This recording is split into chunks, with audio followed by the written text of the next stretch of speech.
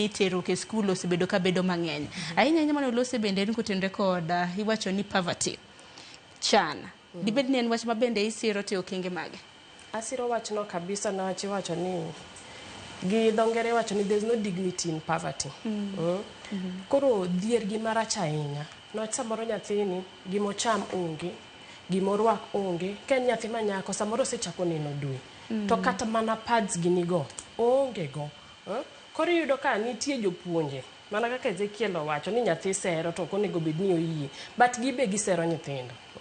Oseng'e maber ni nyathini onge konyruok to dwaro gik matindo tindo, odwa kaka orwakre, odwa kaka ochiemi, to koro odhir japuonj mondo pimne niwach kentie skul kachacha japuonj ni ema chalo janyuolne ni ot kata chalwa ot chalo kama kama to dwaro kony.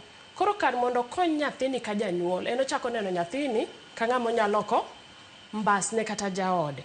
Koro yudo komiye gimoro matin kata pesa ne moro matin odhi omany godo chiemo moro kata odhi omany godo law kata odhi omany godo mana pads ginigo.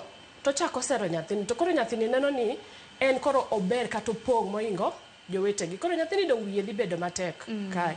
To ka nyathi ma wuoyi, en samoro minyise kaka koro community wa, inyisi ni nyathi ma wuoyi, inema in wuon dala, inema iratego.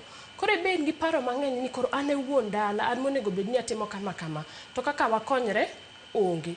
Koro kodhi e skul kachacha, en opara dhial midhiale godo ot cha. Mako bete skul kae, to neno konego bed ni somo nitie okenge moket ni kata rules ni mondo oluw. Oneno kokonyali. Niwach mokwongo kech kae, poko chiemo okonya winjo gima japuonj wacho. Kata pache paro ni onego bed ni atieko skul ka piyo piyo, adogi, adhi ago kata ken mana boda kata tich moro.